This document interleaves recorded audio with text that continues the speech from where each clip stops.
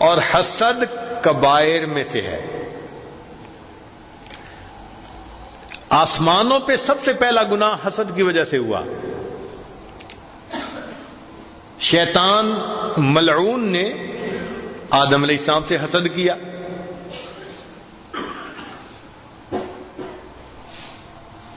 اور گناہ کا مرتکب ہوا.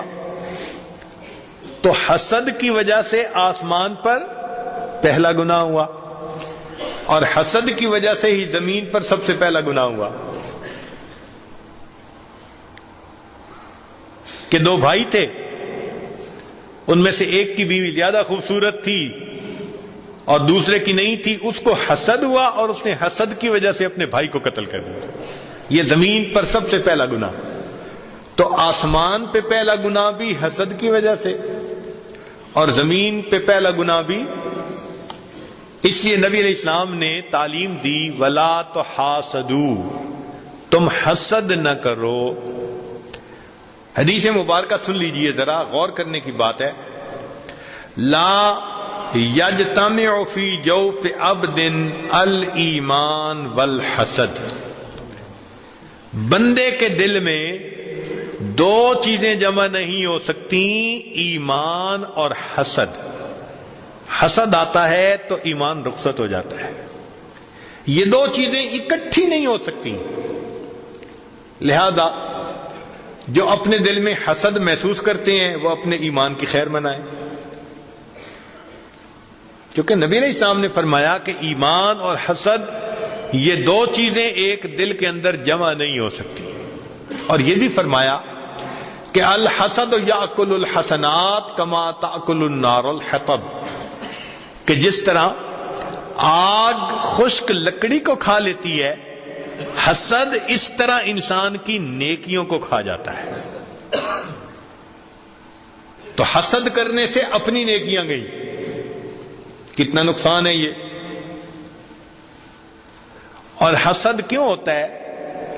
کہ اللہ دوسرے کو کسی نعمت سے نوازتا ہے.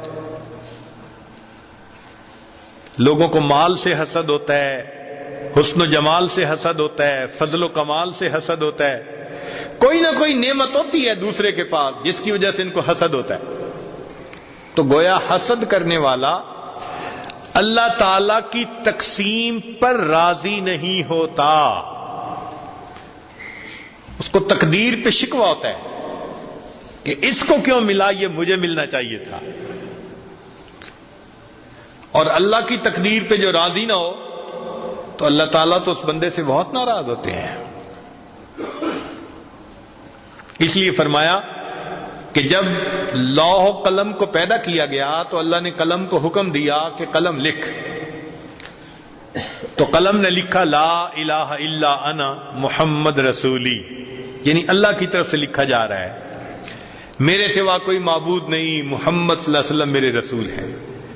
پھر آگے قلم نے لکھا من لم یستسلم بقضائی، جو میری قضا کو تسلیم نہیں کرتا، ولم یصبر علی بلائی، میری بھیجی ہوئی بلاؤں پر صبر نہیں کرتا، ولم یشکر علی نعمائی، جو میری نعمتوں کا شکر ادا نہیں کرتا، فلیتخذ ربا سوائی، اس کو چاہیے میرے سوا کسی اور کو اپنا رب بنا لے. تو ہم اللہ کی تقدیر پہ راضی رہیں. اللہ نے جس کو جو عطا کیا وہی بہتر اور اچھا ہے. دل میں حسد نہ پیدا ہونے دیں. اس لیے فرمایا ام یحسدون الناس علی ما آتاہم اللہ من فضلہ. تو الحسد و اعتراض علی قدر اللہ، اللہ کی تقدیر کے اوپر اعتراض ہوتا ہے. اور عجیب بات دیکھو کہ حسد کا انجام کیا، للہ در الحسد ما اعد لہ بدا لصاحبہ فقتلہ، کہ حسد جس بندے سے شروع ہوتا ہے اسی بندے کو قتل کر کے رکھ دیتا ہے. حسد والا اپنی آگ میں خود جلتا ہے نا. جس کو اللہ نے نعمت دی وہ تو مزے کی نیند سو رہا ہوتا ہے, تو حسد والا جاگ رہا ہوتا ہے نا. یہ تو کروٹیں بدل رہا ہوتا ہے نا, اس کو بے چینی ہوتی ہے. اس لیے کسی نے کہا بحسدنا نطعم الحم لحومنا, حسد کی وجہ سے ہم اپنے غم کو اپنا گوشت کھلاتے ہیں. بحسدنا نطعم الحم لحومنا, حسد کی وجہ سے ہم اپنے غم کو اپنا گوشت کھلاتے ہیں. وَنَسْقِي الْفَمَّ دِمَاؤُنَا, اور اپنے منہ کو اپنا خون پلاتے ہیں. وَنُوَزِّعُ نَوْمَ جُفُونِنَا عَلَى الْآخَرِينَ, اور ہم اپنی پلکوں کی نیند کو دوسرے لوگوں میں تقسیم کر دیتے ہیں. ہم جاگ رہے ہوتے ہیں اور دوسرے میٹھی نیند سو رہے ہوتے ہیں. تو حسد کرنے کا کیا فائدہ؟ اس لیے حسد کی نگاہ سے کبھی کسی کو نہ دیکھیں. فلا تراقب بعین الحسرت او الفضول ما عند الاخرین فانه یورث الحسد. اس کا علاج کیا ہے؟ اس کا علاج ایک تو ہے کہ انسان دعا کرے. کون سی دعا؟ حسد کی ریمیڈی, جس کو کہتے ہیں نا ریمیڈی, کہ بھئی اس دوا کے استعمال سے جڑ سے بیماری ختم ہو جاتی ہے.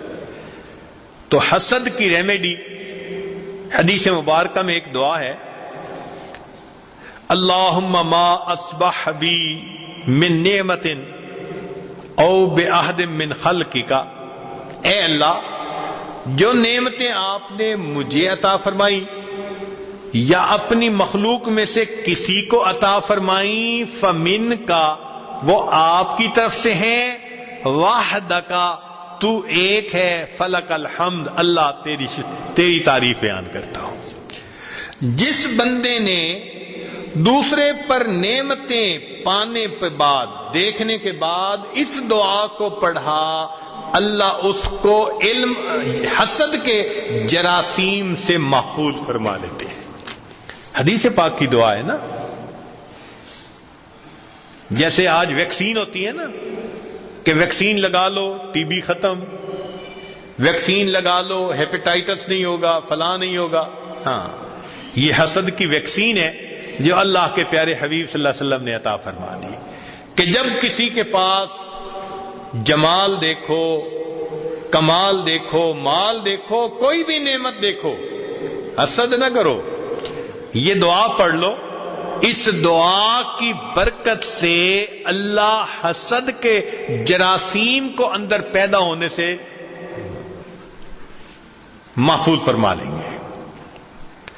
اور بعض احادیث میں یہ دعا کہ جب انسان اپنے اندر حسد محسوس کرے تو کہے اللہم انی اعوذ بک من شر نفسی. شیطان بھی حسد پیدا کرتا ہے اور نفس بھی حسد پیدا کرتا ہے, تو دعا مانگے تو اللہ تعالی حسد سے بچائیں گے. ہمارے مشائخ نے اس کو بڑا آسان بنا دیا. حسد کا علاج بڑا آسان. کیا؟ کہ جس سے حسد محسوس ہو انسان اسی کے لیے دعا مانگنا شروع کر دے. 40 دن نہیں گزر سکتے. ہمارا تجربہ تو یہ ہے کہ 3 دن نہیں گزرتے. بڑے لوگ آتے ہیں, بڑا حسد ہوتا ہے جی فلاں سے. اچھا بھئی 3 دن اس بندے کے لیے دعا مانگو, دعا کا لفظ نہیں نکلتا. جس کے بارے میں دل میں اتنا کینہ, اتنا حسد, اتنا بغض, اتنا دل بند, اس کے لیے دعا کہاں سے نکلے؟ اور اگر اس کو مجبور کریں کہ نہیں دعا کرو, بس دعا نکلنے لگتی ہے اور شیطان بدبخت کی شیطانیت ختم ہو جاتی ہے. 3 دن سے پہلے اللہ اس بندے کے بارے میں دل کے اندر محبت ڈال دیتے ہیں. یہ مجرب نسخہ ہے, استعمال کر کے دیکھیں. کوئی بھی بتایا آپ کو تو آپ اس کو یہ نسخہ تجویز کر سکتے ہیں. کہ بھئی جس سے حسد محسوس ہوتا ہے اس کے لیے دعا کرو، 3 دن سے پہلے اللہ حسد کی بیماری کو شفا عطا فرما دے۔